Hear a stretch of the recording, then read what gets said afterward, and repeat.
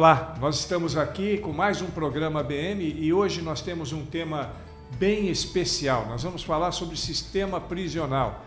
Vamos destacar um pouquinho a realidade aqui de Teixeira de Freitas e da Bahia também. E nós temos pessoas especialíssimas conosco hoje, pessoas que entendem dessa problemática e que investem para o bem da ressocialização do interno, do apenado, do egresso. E nós temos aqui hoje conosco três figuraços conhecidos aqui na nossa realidade. Pastor Aquiles Pablo, Aquiles, meu querido Aquiles da Pibatef. Bom dia, Aquiles. Bom dia, Godoy. Bom dia a você que nos assiste aqui, que vai estar também posteriormente vendo esse podcast. Será um tempo muito proveitoso e que Deus abençoe sua vida. Ok. Absalão já é uma figura conhecida no meio social daqui de Teixeira de Freitas. Pastor, querido, Deus te abençoe. Bom dia, como você está? Fala conosco. Bom dia, Godoy. Bom dia a você que vai estar nos ouvindo. Estamos bem, começando a segunda-feira com um tema relevante, né? Não só para a cidade, para o reino, né? Principalmente para um público que às vezes precisa de uma atenção melhor. Então, obrigado desde já pelo convite de fazer parte dessa mesa. Ok. E conosco aqui também o Dr. Dutra, promotor de justiça, nosso amigo querido, uma pessoa que também se importa com as causas sociais. Bom dia, doutor. Que bom tê-lo aqui conosco, viu? Bom dia, Godoy. Bom dia aos ouvintes, pastor Aquiles, pastor Absalom, todos os ouvintes que nos prestigiam nesse momento. É uma satisfação para o Ministério Público participar de um momento onde se discute um tema tão caro para a instituição, que é a questão da reinserção social do egresso do sistema prisional, né? Então, o Ministério Público está atento a essa questão e é algo que nos interessa muito, que realmente a sociedade precisa compreender a importância em receber novamente essas pessoas que passam pelo sistema prisional, porque nós entendemos que essa ressocialização adequada vai interferir diretamente na redução da criminalidade.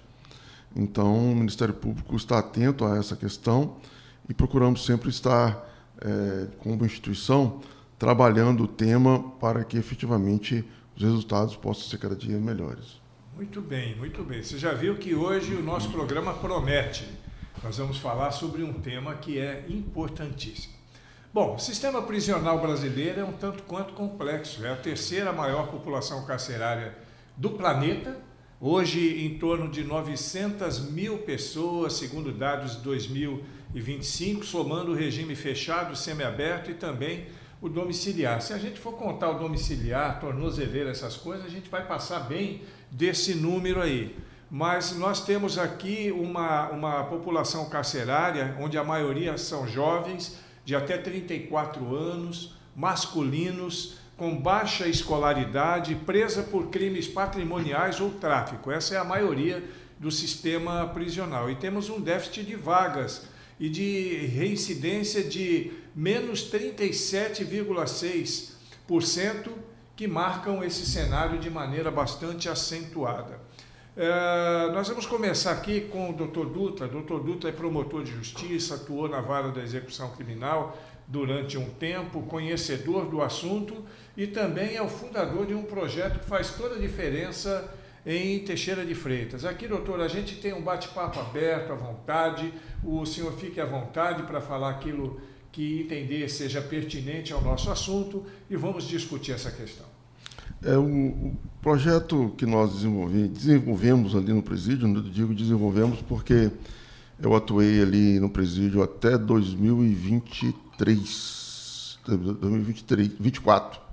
Em 2024 eu atuei no presídio e lá nós desenvolvemos um projeto chamado Projeto Extramuros, que tinha por finalidade, que tem por finalidade, porque o projeto ainda existe, a reinserção social adequada do recluso.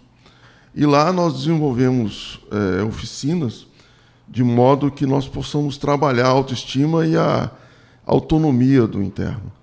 E a estratégia que nós utilizamos lá são assuntos voltados para temas bíblicos, né? São 10 oficinas que são desenvolvidas, cada oficina tem um tema específico e cada oficina ela tem um tema voltado para a questão da Bíblia, né? Lá não se fala de religião especificamente e nem tem um fim proselitista, mas a Bíblia nós entendemos que é um instrumento importante na ressocialização, a reintegração social, melhor dizendo, do interno, porque ali nessas 10 oficinas nós passamos a refletir, preparar o interno para, quando ele sair da prisão, não retorne mais para aquele local, obviamente evitando que ele pratique novos crimes. E o projeto Extramuros, ele tem tido bons resultados lá, bons resultados. Nós estamos lá desde 2014, 2013 começamos a escrever e 2014 nós começamos a trabalhar. Tivemos uma caminhada interessante até 2015. 2015 nós suspendemos porque o projeto foi revisto e começamos novamente em 2017. De lá para cá, do início até hoje, aproximadamente aí umas 500 pessoas passaram pelo Extramuros e desses 500 pessoas, muitos já saíram. Desses que já saíram da prisão, segundo o último levantamento que fizemos, deve ter 1 ano, 2 anos, apenas 7% retornaram. Então, nós não estamos dizendo que não retornaram por causa exclusivamente do Extramuros, mas nós estamos entendendo que o Extramuros, de alguma forma, contribuiu para que esses internos não retornassem ao sistema prisional, porque compreenderam que precisavam de mudar de vida, que precisavam ressignificar as suas dificuldades e trilharem caminhos diferentes. Então, o Extramuros, nós trabalhamos lá durante 10 semanas nesse sentido, para que o interno possa compreender que ele pode, por si só, né? Não necessariamente ele possui condições de sobreviver licitamente aqui fora, e ele precisa entender que ele tem valor, né? Nós entendemos que isso são 2 aspectos fundamentais para que a pessoa possa, de fato, conviver aqui fora de forma lícita. E esse projeto ele origina-se de uma pesquisa que foi feita lá em 2013, no início de 2013. No início de 2013, nós fizemos uma pesquisa, na época tinha em torno de 600 presos, desses presos, quase 500 responderam, e a pesquisa era consubstanciada em 2 perguntas, né? A primeira pergunta era, você acha que você tem vai ter dificuldade de encontrar, vai ter dificuldade quando sair da prisão, pelo fato de ser, acha que vai ter dificuldade? 80% responderam que sim, né? E dizer por quê. E 80% entenderam que o problema que eles enfrentariam era porque eles achavam que o estigma de ex-presidiário traria dificuldade, a polícia ia perseguir,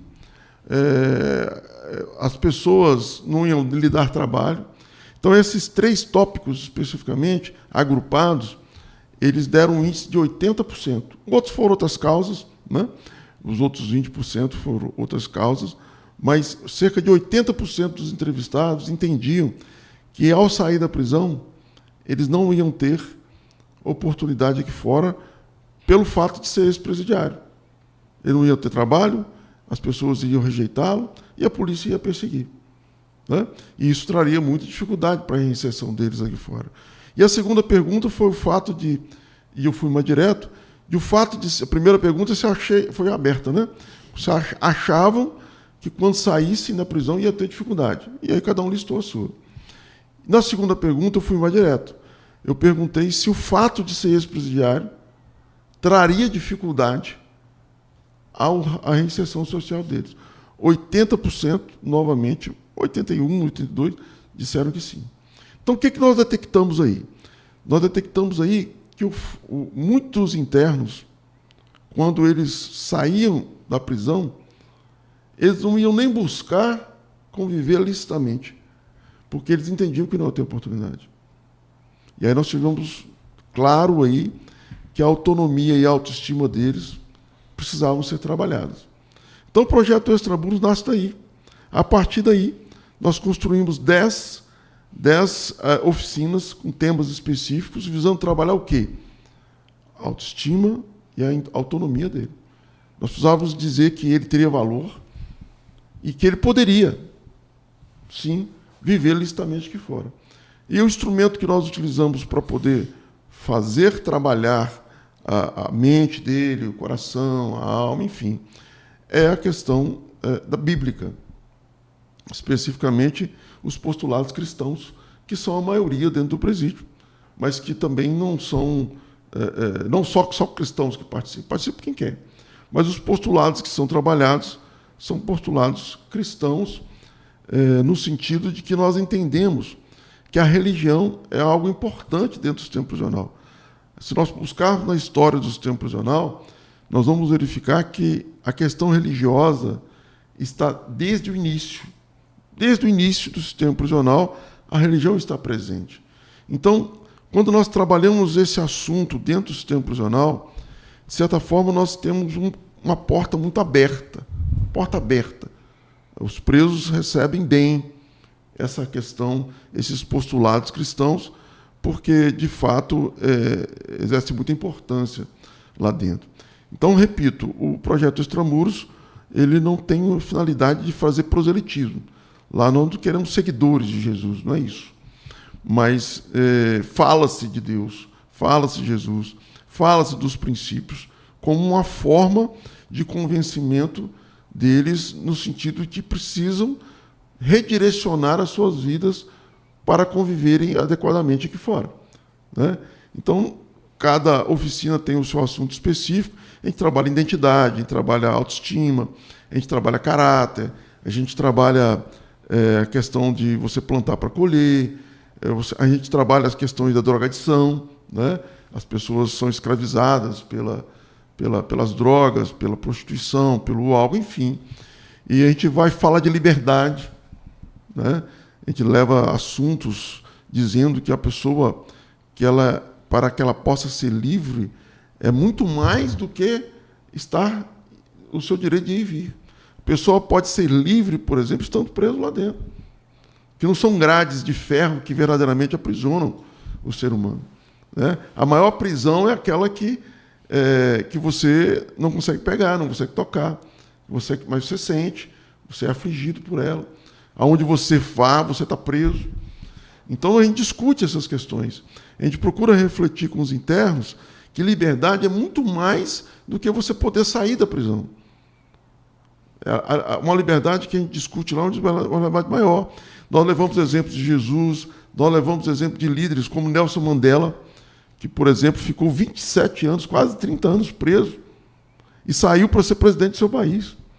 Então, o Nelson Mandela, ele tem vários exemplos para nos dar, para que as pessoas possam acreditar que é possível viver uma vida digna fora da prisão, mesmo passando por uma situação tão complexa que é ser presidiário. Então é possível, né? Nós temos vários exemplos, entre os quais disso a gente passa pelos apóstolos de Jesus, enfim. Nós vamos trazendo exemplos para eles da possibilidade que existe real deles viverem uma vida lícita quando saírem da prisão. Para que eles possam acreditar nisso. Porque muitos que estão ali não acreditam que podem viver licitamente. Então, o que acontece? Muitos saem, eles não vão nem tentar uma vida lícita, eles vão partir direto para o crime, porque eles não acreditam nele mesmo. Então, no Extramuros, a gente trabalha essa questão, para que eles possam passar a crer que é possível, né? E os resultados que nós temos, assim, os relatos que nós temos de pessoas que depois que saíram da prisão, que nos trazem, é que o Extramuros, de certa forma, contribuiu muito para essa reinserção dessas pessoas na sociedade. Então, nós estamos acreditando que o Extramuros é um instrumento interessante, importante, Não é absoluto, obviamente, mas é um instrumento interessante que tem trago bons resultados e é diferente de tudo que se tem utilizado até então. Porque nós entendemos o seguinte, um dos pilares do Extramuros é o seguinte, nós precisamos fazer algo diferente. Por que diferente? Porque o que está sendo feito até o momento, parece-me, que não tem trago um resultado muito satisfatório. Eu conheço muitas pessoas que saíram da prisão e nunca mais praticaram crimes. Mas eu posso assegurar que a maioria delas saíram da prisão e não cometeram crimes, não foram pelo tratamento recebido pelo sistema. Foram por outras questões. Questões religiosas, questões familiares, várias. Mas o tratamento dado ao sistema no Brasil hoje, não obstante ser uma regra estabelecida na lei de execução penal, não favorece muito a questão da ressocialização. Pela estrutura, as questões envolvendo, pela lotação sempre acima da capacidade, pelas condições que as pessoas são tratadas ali. Né? Eu estou falando isso de um modo geral. Não é segredo para ninguém que o sistema prisional... Eles falam que o sistema prisional brasileiro é falido. Aí eu pergunto, quanto que funcionou? Quando que funcionou? Para falir tem que ter sido alguma coisa bom. Em algum tempo. Né? Nunca funcionou. Só buscar na história. Só buscar na história. A primeira prisão que foi estabelecida no Brasil, as pessoas eram tratadas de forma desumana. Então, está falido, sim, eu pergunto, quando funcionou mesmo? Nunca funcionou. Se você for buscar na história do sistema prisional, não obstante, nós temos uma lei que, desde 1984, estabelece as regras a serem seguidas, nós vamos ver ali que aquela lei, infelizmente, por uma série de fatores, ainda está longe de ser integralmente respeitada. E nós vivemos, o Supremo Tribunal Federal, inclusive, já reconheceu isso, um estado de coisas inconstitucionais. O sistema prisional brasileiro foi reconhecido pelo Supremo Tribunal Federal como uma situação inconstitucional que as pessoas vivem ali. Mas o que fazer? O que fazer? Essa é a grande pergunta, né? O que fazer para poder mudar esse quadro?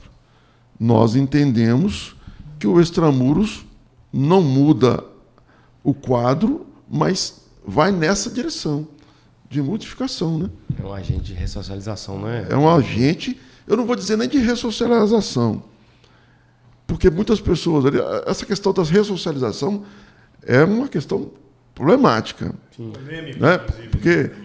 Porque você fala ressocializar e tem muitas pessoas ali dentro que nunca foram socializadas. É verdade. Aí vem a própria sociedade civil, né? A sociedade civil que não quer se envolver. Aí, às vezes, o próprio Estado não quer deixar que a sociedade civil se envolva também por questões... O grande desafio que eu vejo, um dos desafios que nós vemos ali no sistema prisional é a aproximação da sociedade com aquele público. Porque o que acontece? Você fala em ressocializar, mas a sociedade não quer estar perto.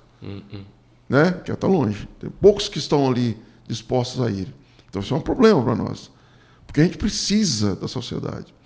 A sociedade precisa abraçar. Nós entendemos as dificuldades, os problemas, a gente entende, mas não vejo outra forma de ressocializar alguém mantendo ele longe da sociedade. É uma situação que se desdobra em várias outras questões. Várias outras. Difíceis de lidar, a questão estrutural, a questão social mesmo, até porque a sociedade, assim, via de regra, não quer se aproximar de um egresso, de um presidiário. A maioria sim, mas tem um grupo de pessoas que se importam com isso. Claro que tem. Nós temos lá, desde que nós começamos o Extramuros, nós temos parceiros. Tivemos parceiros da Associação Multifoco, que era da Valdice, né? Mas de 2017 para cá, a Rede Solidária, a Sociedade Marinéria, com o pastor Absalom, que tem parceria, inclusive, com o Ministério Público para executar o projeto Extramuros. Então, pessoas estão sendo sensibilizadas a olharem para esse público.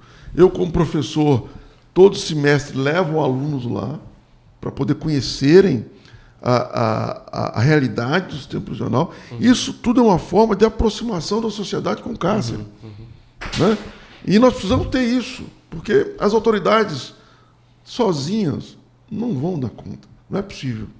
Eu me lembro uma vez, na época eu era diretor técnico da FEBEM no estado do Espírito Santo e fui numa entrevista num canal de televisão para discutir a questão do adolescente em conflito com a lei, né?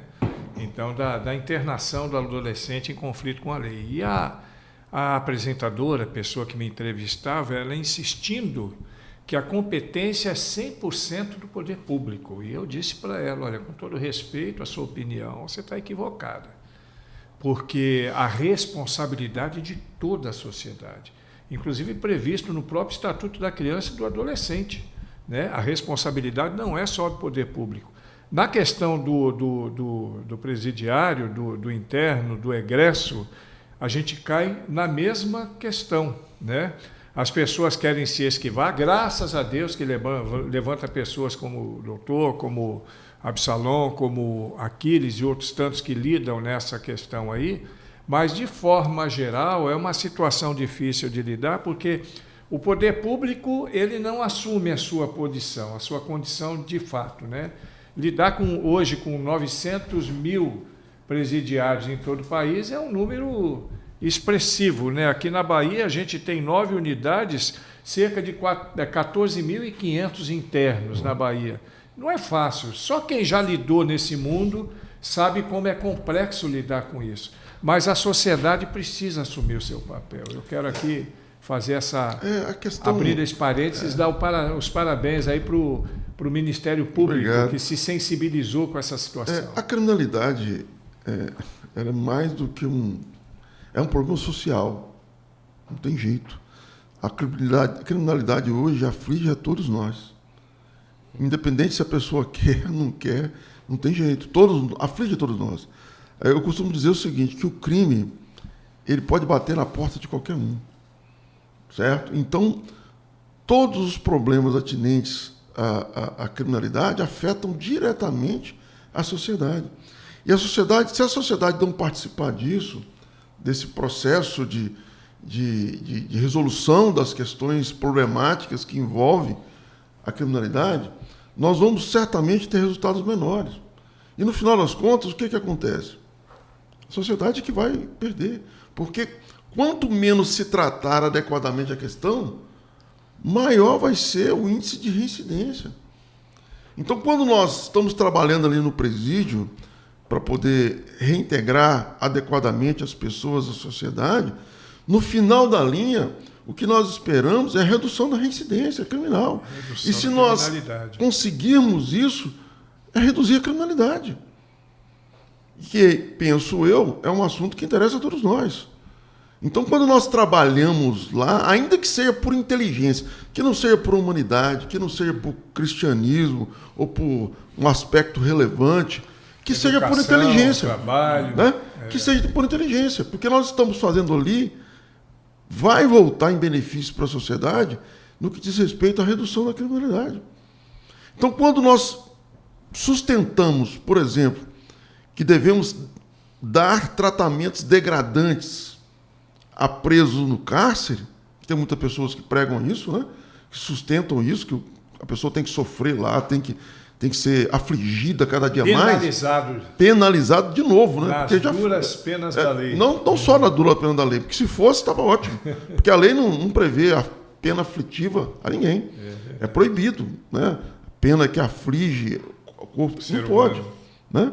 A pena de prisão, já se fosse nos termos legais, seria, de certa forma, bom.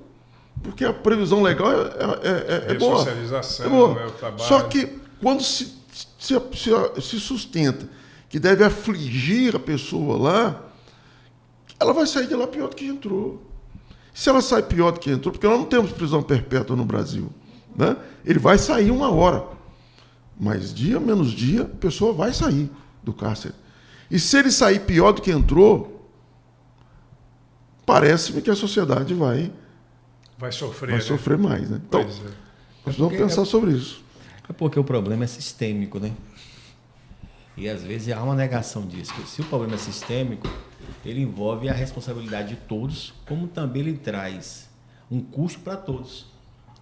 Em todos os aspectos. Em todos os aspectos. Né? Mas a gente tem aí a influência da cultura punitiva, né? Como já foi tratado aqui, que quanto maior for o rigor, né, das práticas, às vezes, de cumprimento, ou a duração da pena, ou agora vem aí a redução da menoridade penal, né? Então, a gente percebe que existem várias articulações de alternativas que ignoram a realidade que já está. E uma delas, justamente isso, reconhecer que o problema é sistêmico e o problema de responsabilidade de todos nós. Quando eu tomo consciência que o problema também é meu, né, as coisas mudam. Às vezes o sentimento que é percebido não é um sentimento de justiça. Ao mesmo tempo que a gente vê um grito, queremos justiça, é um sentimento nutrido pela vingança. É verdade. Né? Então, quanto pior, melhor. E aí, com isso, nós temos aqui um distanciamento dessa realidade que vai gerando não só custo para todas as áreas, mas como também é de conhecimento de todos que o sistema hoje ele piora, na maioria dos casos, né, quem ele recebe. Então, ao invés da pessoa, né, ser recebido e ele cumprir com o processo que a missão dele que é de ressocializar, como já foi colocado aqui no início, né, de dar oportunidade, inclusive essas pessoas repensar o seu feito, o seu ato, né, se reencontrar na sua humanidade, o sistema desumaniza ele ainda além daquilo que ele já chegou lá, em sua maioria. Então, há esse desafio para quem lida, porque no meu caso mesmo, desde 2018, quando passamos a ter uma pastoralidade com a cidade, e aí voltada para as pessoas que vivem em situação de risco, de vulnerabilidade social, aqueles que vivem às margens, incluindo a comunidade carcerária, né? Porque tentei fugir do crime, mas aí o Dr. Dutra me colocou no crime e desde 2018 eu não consegui mais sair do crime, né? E aí, quando a gente começa a ter o contato, a gente vai percebendo o quê? Que muito desse pensamento norteador de aumentar a punição, que reforça esse estigma, está na distância. Porque na distância a gente julga muitas vezes a partir dos nossos valores, a partir, né, da nossa própria percepção, né? Nossa própria percepção limitada, do que a mídia propõe, do que o sistema político propõe. E quando você se aproxima e começa a dar a possibilidade de conectar com aquele ser a partir da essência dele, não do que ele fez, porque é uma outra questão que nós temos. E aí a justiça restaurativa, que eu venho trabalhando já há uns 4 anos para cá, 5 anos, a comunicação não violenta, ela me ajudou a reformular a minha linguagem, né? Reformular a minha percepção e até mesmo de passar a conectar com essas pessoas a partir de quem elas são, na sua essência, e não de quem elas se tornaram, porque existe também esse desafio. Porque quando o Ministério Público, ele, no ato do júri, né, ele trata o indivíduo pela linguagem do criminoso, uma linguagem de violência, né, que muitas vezes é aplaudido, inclusive, pela sociedade, é natural que, como que eu quero uma restauração desse ser, se eu quero transferir a essência de quem ele é para o rótulo. E genérico ainda, né? Todo mundo sob a mesma denominação ali, né? Então, quando eu começo a fazer essa associação, tanto dos perfis, como você coloca, para distingui-lo, mas quando eu começo a trabalhar a percepção que ele não é um criminoso, ele é alguém que cometeu um crime, muda. Parece que, né, é uma coisa simples, né? Isso muda, porque muda a minha relação com ele.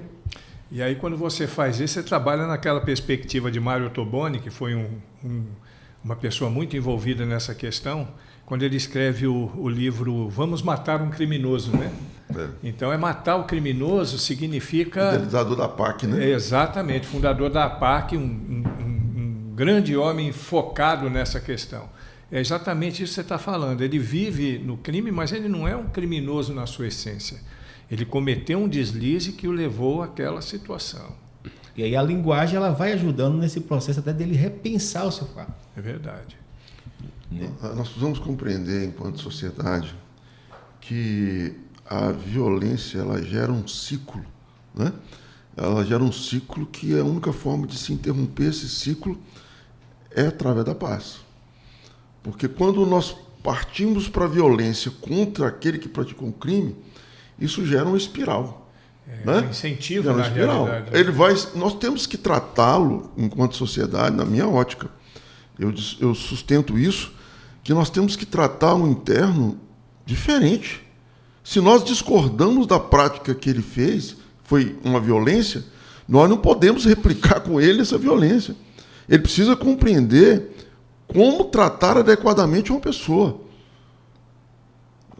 E se eu não quero que ele replique isso, eu não posso continuar essa espiral. Então, nós entendemos, com o projeto Extramuros, que nós temos que mostrar a verdadeira essência da pessoa, que é de ser humano.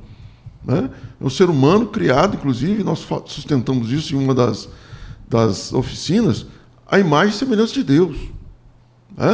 Quando nós olhamos para uma pessoa ali no presídio, em qualquer local, nós estamos olhando para alguém que é parecido com Deus. Não é Deus, mas é parecido com Deus. Porque é isso que o versículo, o ensinamento bíblico nos orienta. Então a gente vai construindo isso. Fala, olha, eu olho para você aqui, é algo que impacta muito, né, pastor Absalão? Sim.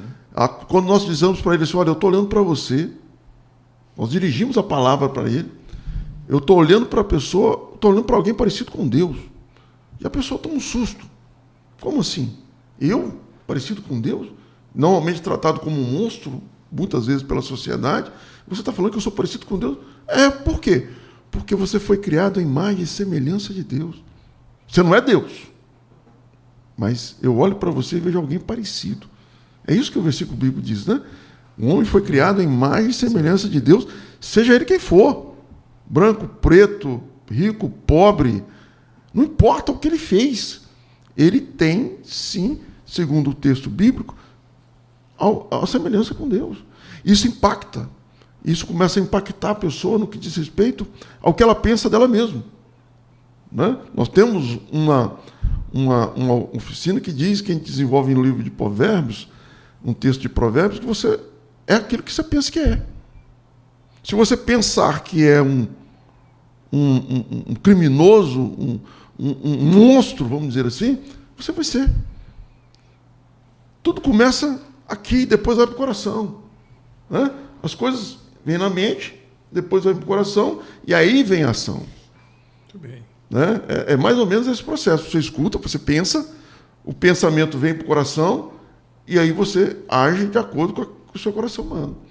Então nós precisamos trabalhar a cabeça do interno, precisamos trabalhar o coração dele, para que as ações deles se reflitam de forma positiva na sociedade.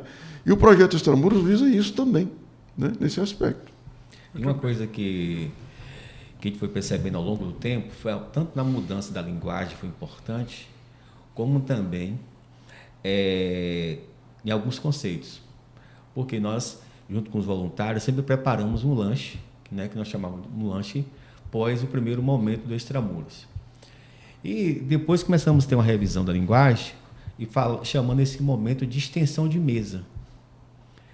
Que aquilo que fosse oferecido naquele momento, ou era algo comum a mim na minha casa, ou era algo comum a eles que perderam por estar ali.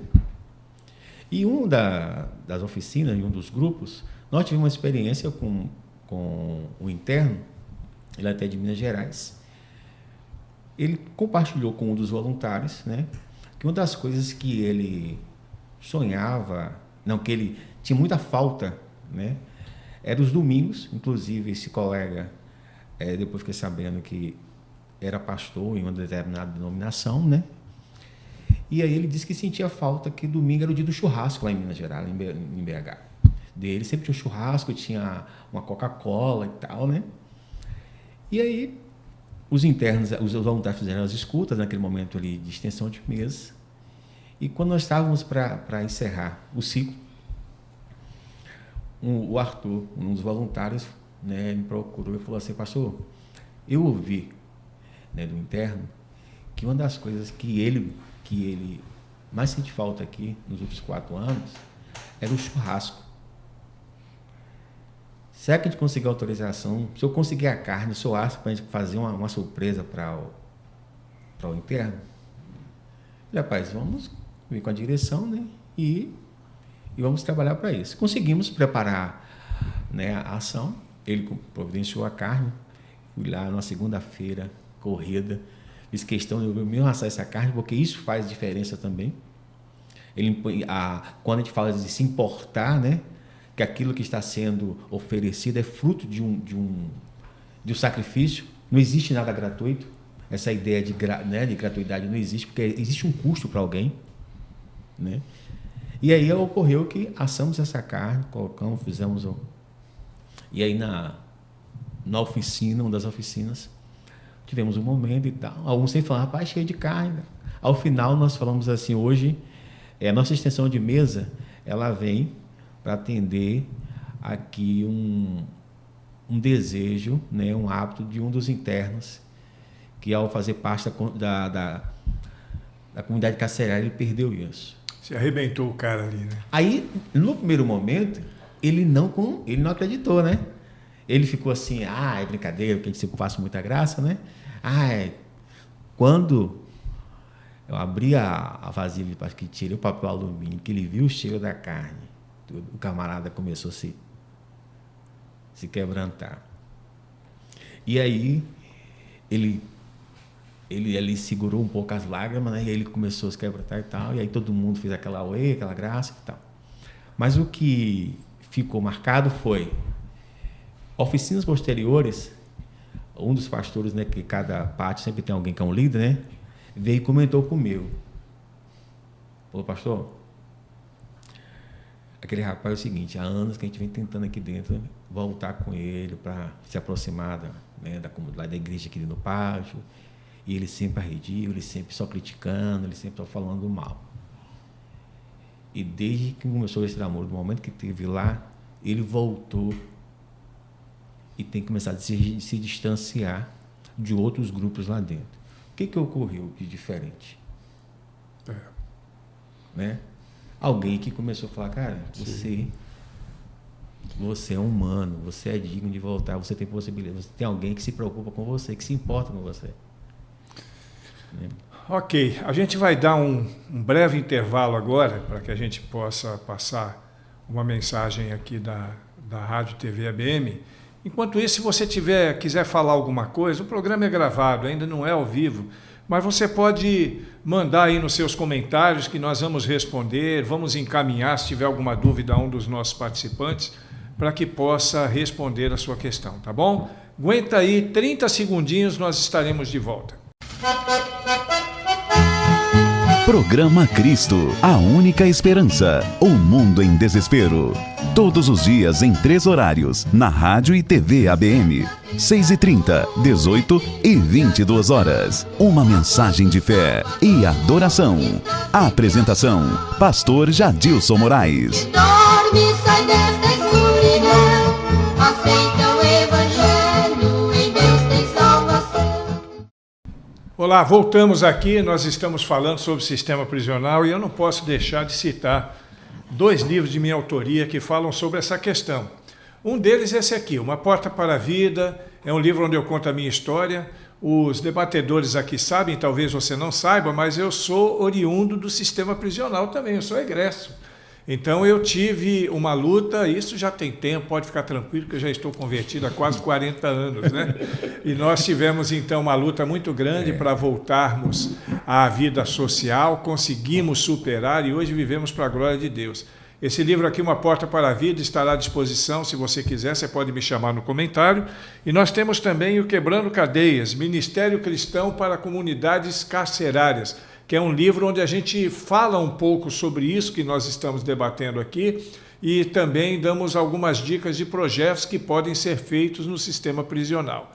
Então, se você tiver interesse, você nos procure aí nos comentários, manda assim uma chamada, o número do nosso telefone está aparecendo aqui embaixo agora, você pode ligar para mim, pode mandar uma mensagem de WhatsApp que nós vamos responder, ok?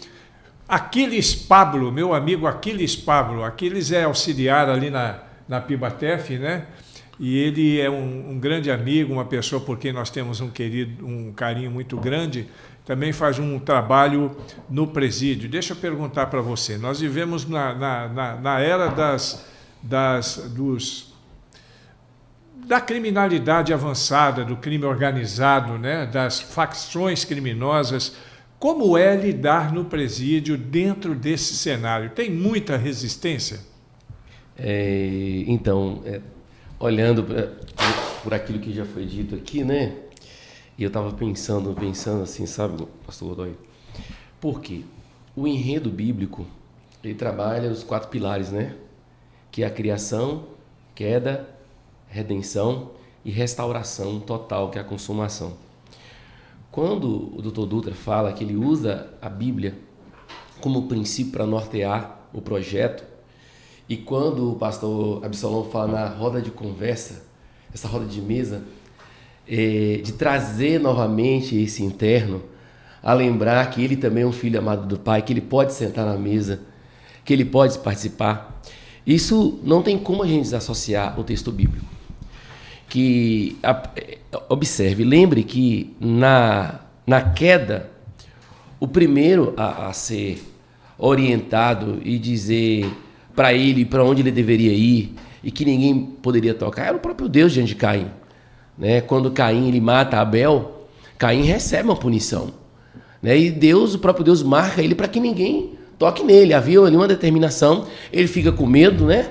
O próprio Antigo Testamento, mais na frente, lá em Israel, havia cidade de refúgio, para que aqueles que cometessem algum delito, essas pessoas não viessem ser novamente punidas pela própria sociedade, porque a sociedade ela não tem esse papel. Porque o papel da sociedade, quando ela tenta punir, ela tenta fazer justiça com as suas próprias mãos. E claro, isso é um problema, porque ela nem sempre é assertiva, a maioria das vezes não.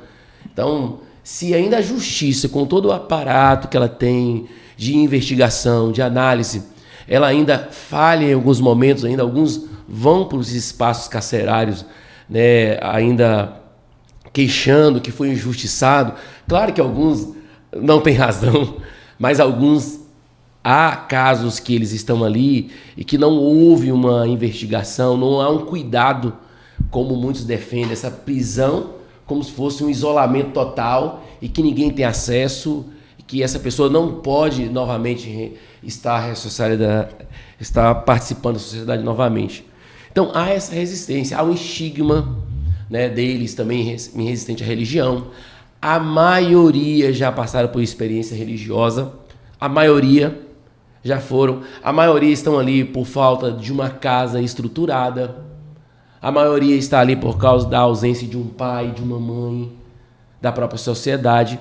Então há essa resistência, primeiro, pela questão do coração. Nosso coração não foi ensinado a amar Deus. Deus que vem ao nosso encontro, Deus que vem à nossa caça, né? Nós não gostamos, nós não somos ensinados para isso, né? Nós não precisamos ser ensinados a fazer o mal. O mal habita em nós. O salmista Davi fala sobre isso.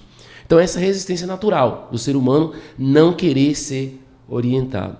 Um outro fator é também o próprio ambiente. Às vezes quando nós chegamos como comunidade de fé no sistema prisional, a gente quer catequizar.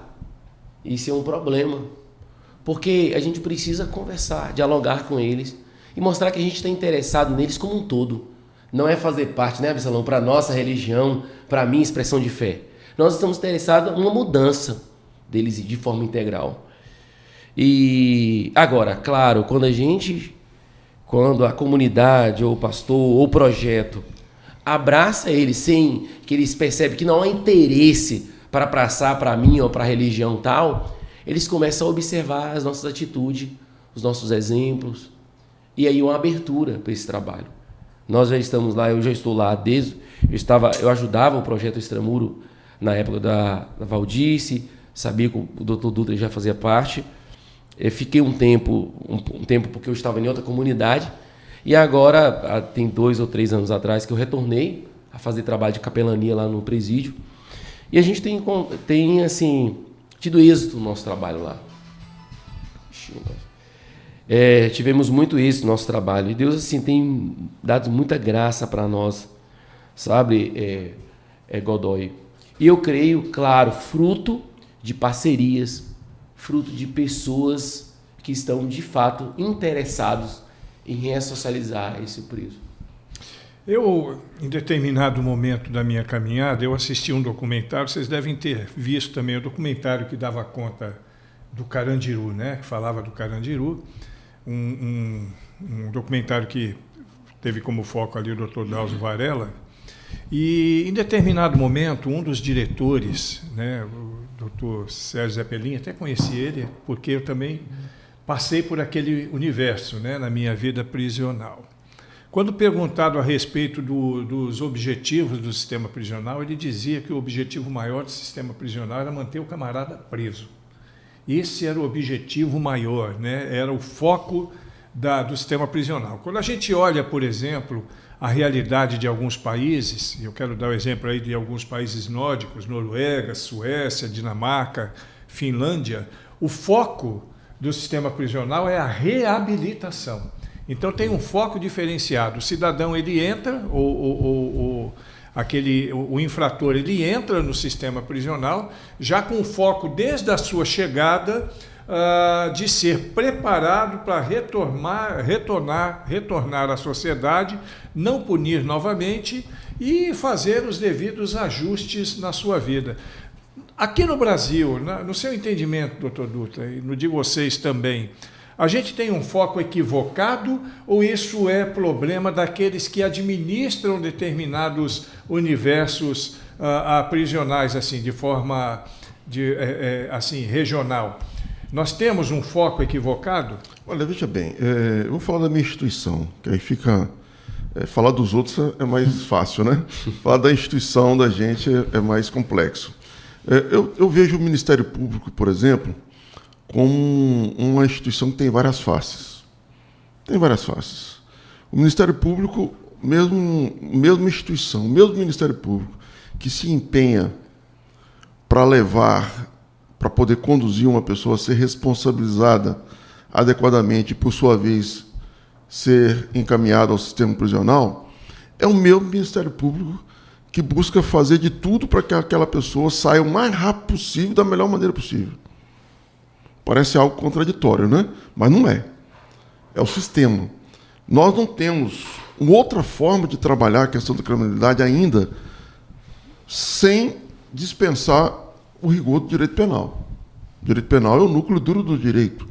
É o que tem mais dura, porque ataca aquilo que nós temos de mais precioso depois da vida, que é a liberdade. Né? Então, ela tolhe a nossa liberdade. O direito penal tolhe a nossa liberdade de ir e vir. Por isso é o núcleo duro do direito. Mas não temos outro mecanismo para poder trabalhar a questão da criminalidade ainda. Não obstante entendermos que seja um mal, mas é um mal necessário. Nós não temos outra coisa para fazer hoje para poder trabalhar a questão. Então, o Ministério Público tem várias faces e as pessoas possam se confundir nesse aspecto. Por exemplo, eu era aqui promotor do júri, trabalhava no júri e na execução penal. Né? A mesma pessoa que eu mandava, de certa forma, mandava não, né? Quem mandar é os jurados, não são os jurados. Mas a mesma pessoa que eu pedia para que se fosse encaminhado para o presídio para serem presos, eu mesmo ia lá conversar com o camarada para que ele pudesse melhorar da melhor forma possível para sair o mais rápido possível. Porque nós entendemos que aquele momento ali no presídio, às vezes é necessário. Às vezes é necessário. Porque chega uma hora que a pessoa tem que entender que tem um limite. Não dá para caminhar mais. Então, não tem outra coisa para fazer, a não ser pedir uma condenação para que ele possa ir para lá.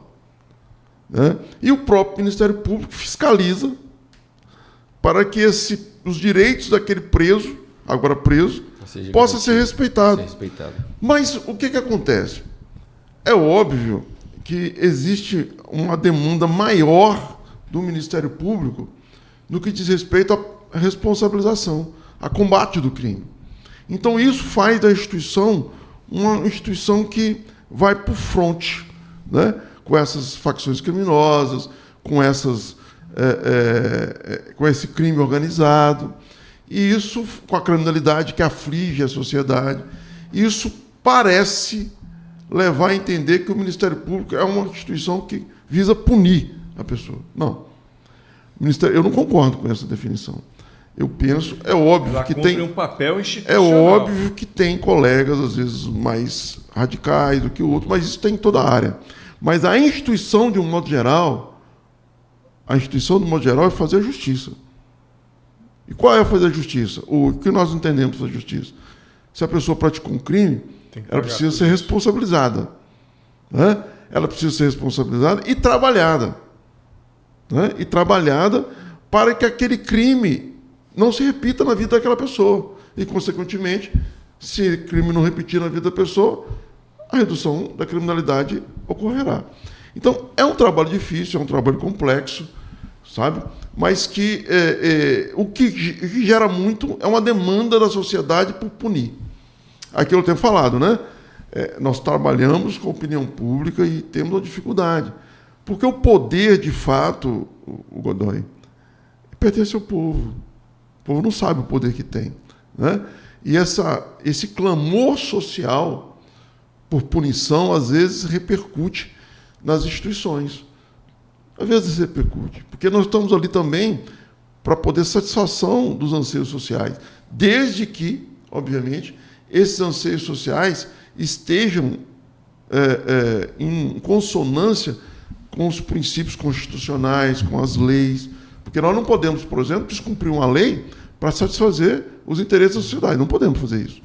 Né? Então, nós temos que trabalhar em satisfazer os anseios sociais, sim, mas sempre observando os mandamentos constitucionais e legais para que a justiça seja feita. Eu costumo dizer o seguinte, sempre falo isso, justiça não se faz de qualquer jeito. Justiça não se faz de qualquer jeito. Justiça, para se fazer justiça, na verdadeira acepção da palavra, nós precisamos respeitar a Constituição e as leis, sem exageros, né? Ser uma instituição que possa cumprir a lei, sim, mas sem exageros, obedecendo os direitos das pessoas, obedecendo os princípios constitucionais, a dignidade da pessoa humana, aí ok. Aí a justiça é feita. Então, nós temos essas questões para trabalhar, que é complexo. Trabalhar a questão da criminalidade é algo complexo. E nós não temos, obviamente, uma receita. Porque se tivesse, já tinha aparecido, né? Já teria resolvido. E o que nós vemos, infelizmente, não só na nossa cidade, mas no lado do Brasil, né? No Brasil, de um modo geral, é que a criminalidade tem crescido. Os índices de criminalidade têm crescido. Então, o que eu digo é o seguinte, olha, alguma coisa está muito errada. Muito errada. Porque se prende mais hoje e o crime aumenta. Alguma coisa está muito errada. Né? E nós precisamos discutir essa questão. Agora, tem uma coisa, doutor, que você estava pensando, quando o Godoy me pergunta sobre a dificuldade. Uma das coisas e talvez o preso está sinalizando para a gente é a questão da sociedade civil e dar para eles ferramentas para que ao retornar daquele sistema prisional, eles possam ter alguma profissão. E aí, talvez uma resposta da sociedade civil, por exemplo, hoje lá no presídio a gente tem duas fábricas uma fábrica de vassoura, padaria.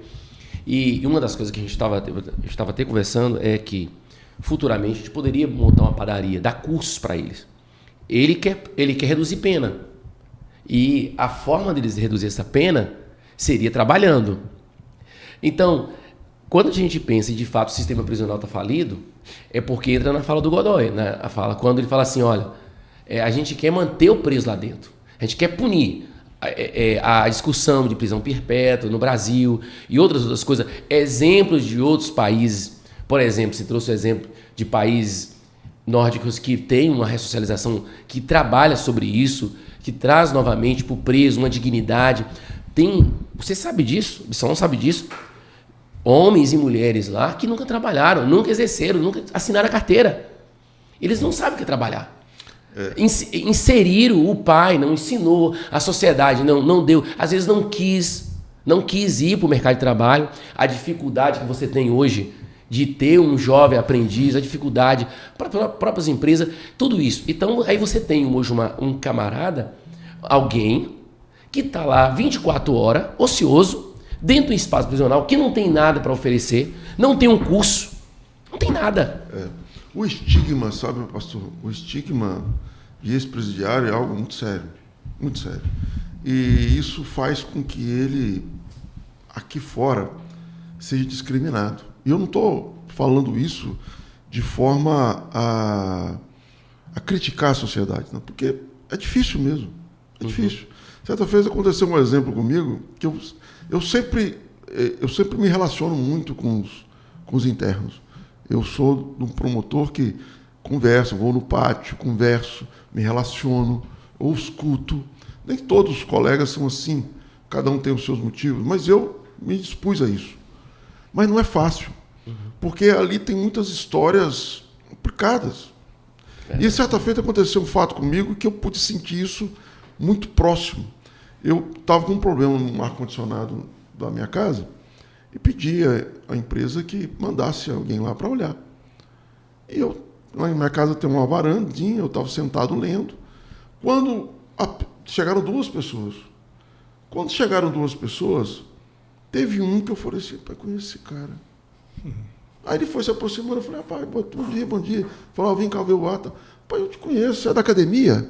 Acho que é da academia que eu te conheço. Não conhecemos não, tal.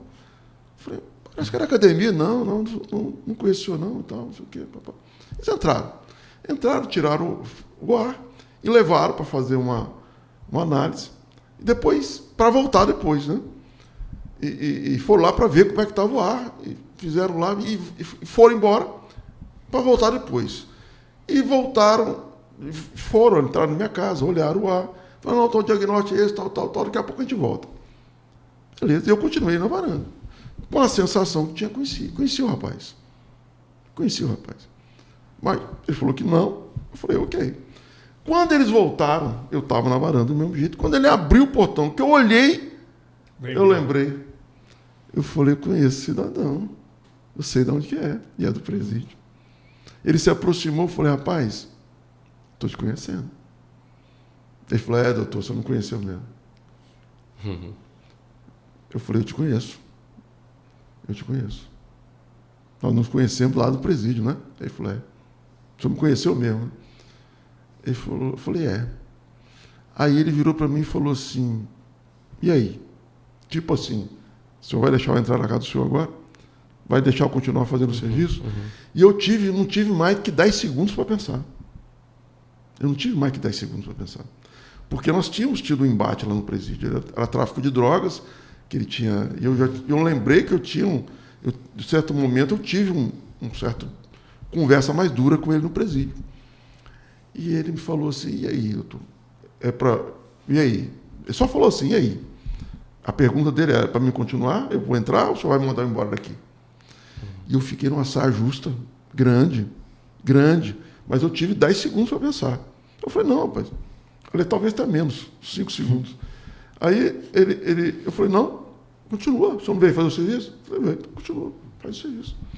Ele fez o serviço, saiu, não teve problema nenhum. Mas o que eu pensei naquele dia? Eu falei, poxa, não é uma situação delicada, né? Uma situação delicada. Uma situação muito delicada. Mas eu resolvi dar um voto de confiança para aquele rapaz, porque é o que eu sustento.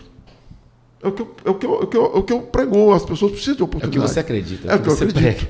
Mas quando eu senti na pele ali, exatamente, dentro da minha casa, que é o meu refúgio, né, com a minha família, o cara entrando dentro da minha casa, e eu tinha uma experiência com ele lá no presídio, ruim. Eu hesitei. Não vou negar, eu hesitei. Mas nós precisamos vencer isso. Porque se nós não dermos oportunidade para as pessoas, o que vai acontecer? ele vai voltar para a criminalidade. Ele não vai morrer de fome. Ele vai dar um jeito. Ele vai voltar. Então, assim, e eu pensando depois, eu dizia, qualquer pessoa que entrar aqui na minha casa para fazer o serviço, poderia fazer qualquer coisa comigo. Exatamente. Mas qual é o problema? O estigma dele de presidiário. A gente acha, equivocadamente, às vezes, que a pessoa já vai praticar alguma coisa mal. É verdade. E não é assim que funciona.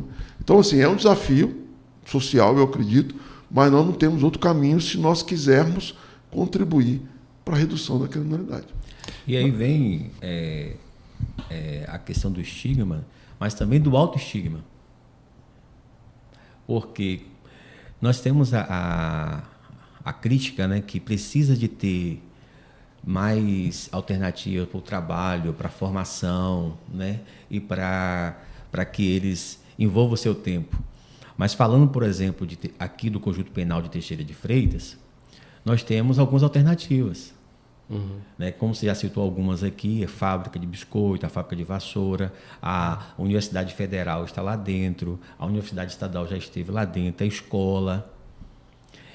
O desafio que nós percebemos é justamente o que, além do estigma que já foi colocado aqui, né, por doutor Dutra, da sociedade para com essas pessoas, há também dele para com a sociedade, dele para com ele mesmo.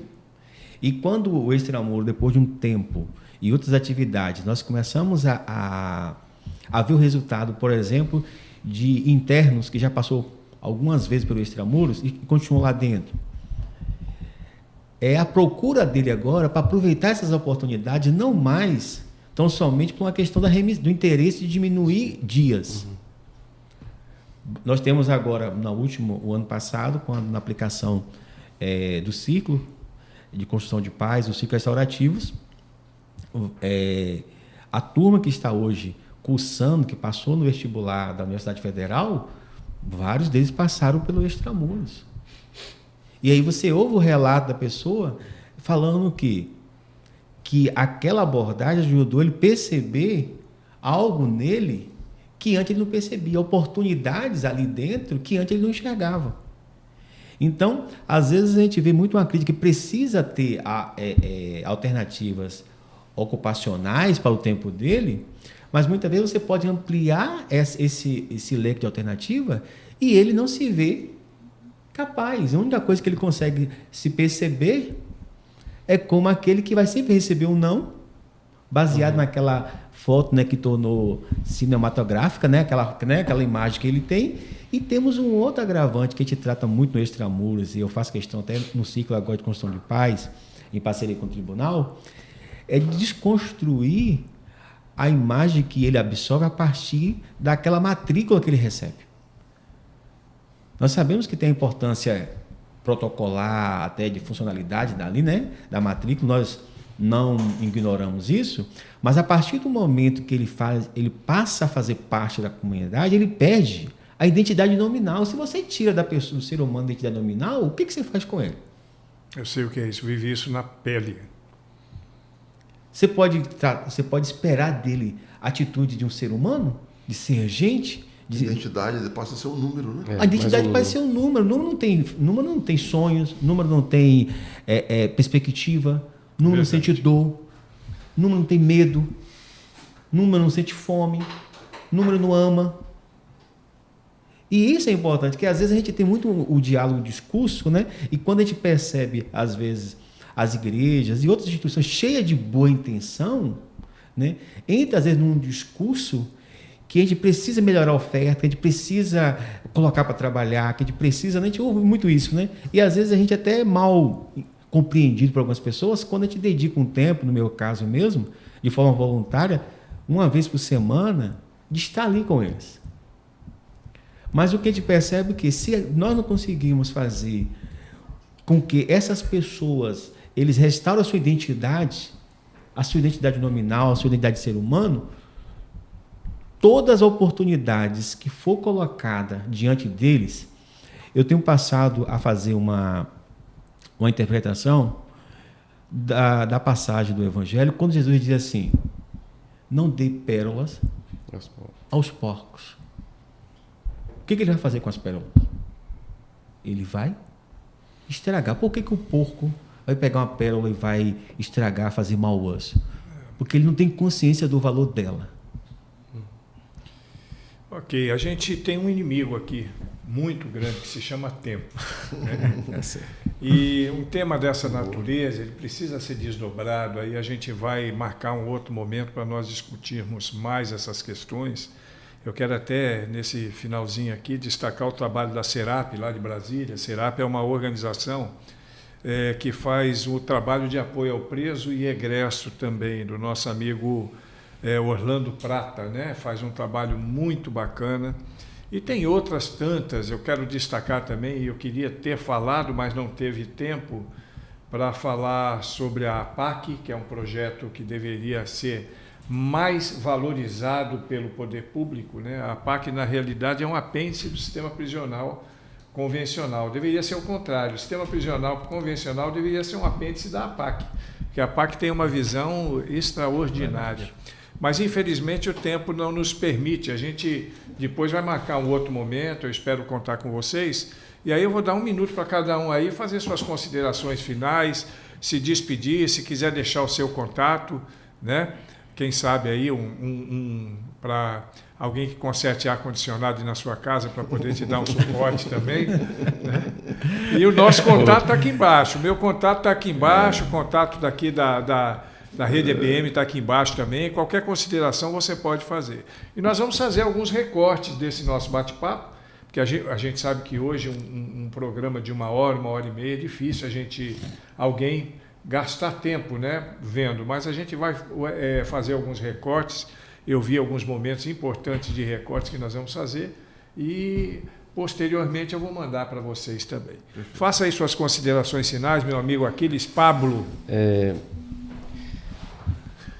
A minha palavra é que eu penso que, como cidadão, como discípulo de Jesus, eu preciso olhar com compaixão e graça para aqueles que estão encarcerados, né? Para aqueles que vivem em situação de vulnerabilidade, de exclusão. É um ambiente hostil, talvez não no sentido de ausência de cuidado, mas o ambiente em si o ambiente em si é pesado. Então, eu fico aqui, que olha com graça, com misericórdia, com compaixão de Jesus, porque ele disse que bem-aventurados são aqueles que cuidam dos encarcerados, né? Então, você que me escuta, me ouve, que está aqui, preste atenção. Tem muita gente precisando do seu apoio, das suas orações, mas também de estar lá presente de alguma atividade. É isso. Se quiser ajudar, se quiser conhecer melhor esses projetos, de novo está aqui o nosso número, pode mandar aí no seu comentário, aí no vídeo que você está assistindo, e a gente vai dar o devido encaminhamento. Meu amigo Absalão, suas considerações finais aí e quem sabe até um desafio para novos parceiros também, né? Eu quero agradecer a oportunidade, né, de participar desse bate-papo, um assunto que é necessário, né, para tanto quanto igreja, como organização social, né, sociedade civil. Mas eu quero, antes de fazer o convite, compartilhar que um dos motivos pelos quais me faz eu dedicar um dia da semana, um tempo, com esse segmento, com essas pessoas, porque eu tenho 2 filhas. Eu tenho 2 lindas filhas que eu sonho que quando elas crescerem, elas desfrutem de uma cidade menos violenta. Que elas possam sair para estudar e fazer a faculdade dela e voltar, e que eu tenha menor dor de cabeça, menor preocupação. E a maneira que eu encontrei de colaborar com a cidade mais pacífica é reconhecendo que essas pessoas, elas vão sair um dia daquilo ali. Ou melhor, muitas dessas pessoas continuam ali internamente sem o direito de vida, liberdade social, mas elas continuam tendo influência cá fora, no dia a dia. Elas continuam impactando a violência pelo lado de fora. Então, de certo modo, uma das motivações que eu tenho quanto a essa dedicação ela é egoísta desse ponto que eu me preocupo com as minhas 2 filhas. Eu quero uma cidade que as minhas filhas possam desfrutar disso. Das suas 2 filhas, você projeta toda uma população de Teixeira, né? Outros pais, outros filhos. Outros filhos. Então, se cada um de nós que está nos escutando, nos assistindo, certo? Talvez você está encontrando um motivo para dedicar ou até se render a essa vocação, esse chamado, porque às vezes eu percebo que algumas pessoas têm vontade, têm até interesse, mas se deparam com medo, se deparam com preconceito, com a resistência da opinião pública. O que você está fazendo ali? Dedicando tempo com quem era para estar morto? Eu ouço muito isso, né? Com quem não quer nada. Então eu quero desafiar você a contribuir para além disso. Contribuir com a sua família, contribuir com a sua descendência. Porque eu acredito que se você fizer isso, existe um princípio universal que ele vai para além da compreensão cristã. Aquilo que nós semeamos, nós colheremos. Né? E essa é a minha palavra, gratidão pela oportunidade de participar dessa mesa nessa manhã com vocês. Ok, doutor Dutra, quero dizer antes de mais nada que eu me sinto honrado de tê-lo conosco nessa mesa aqui. Você é um exemplo de representação do poder público em questão social dessa natureza que nós estamos abordando aqui. Suas considerações. Obrigado. Para mim é um privilégio, na verdade, participar de uma mesa tão seleta como essa, né? Pastor Aquiles, pastor Absalom, pastor Godoy. E eu tinha certeza que o assunto aqui seria de alto nível. Então, por isso eu me proponho a estar debatendo esses temas nesses ambientes. Mas o Ministério Público, a missão do Ministério Público é sempre promover a paz, de modo que nós possamos alcançar uma sociedade mais fraterna, mais humana, mais igualitária. Nós sabemos que nós, como membros do Ministério Público, temos nossos acertos, nossos erros, mas a nossa busca é sempre por uma sociedade melhor. O Ministério Público tem se buscado, trabalhado diuturnamente para que a sociedade seja uma sociedade melhor, para que as pessoas possam viver. De modo que nós não podemos descartar essa parcela da sociedade que faz parte, quer queiramos ou não, que são os encarcerados, que estão ali cumprindo pena e que irão um dia retornar para essa sociedade. Então, como eu disse minutos atrás, o Ministério Público tem várias faces. E uma delas é trabalhar com o sistema prisional, com as pessoas enclausuradas, que nós contribuímos como instituição para que elas pudessem estar lá também. Então, é um prazer estar aqui. O assunto precisa ser discutido na sociedade. Como eu disse também, sem a participação social, os resultados certamente não serão os melhores, né? Então, nós precisamos conscientizar a sociedade da necessidade que nós temos de trabalhar esse público e trabalharmos da melhor forma possível, porque, no final das contas, o que nós esperamos é a redução da criminalidade e, com isso, melhoria do bem-estar da população. Muito obrigado pelo convite e eu estou à disposição sempre para debater essas questões. Ok. E para você que esteve conosco aí, agradecemos você estar conosco aqui e nós vamos desdobrar esse assunto, sem dúvida nenhuma, há necessidade que isso aconteça e qualquer coisa que você quiser falar, comentar, pedir, sugerir, inclusive temas, você pode mandar aqui no comentário ou pode fazer um contato direto comigo pelo WhatsApp. Deus abençoe você, muita paz sobre a sua vida e que o Senhor, em nome de Jesus, te mostre a cada dia o caminho que você precisa e deve seguir. Muita paz em nome de Jesus. Fica com Deus.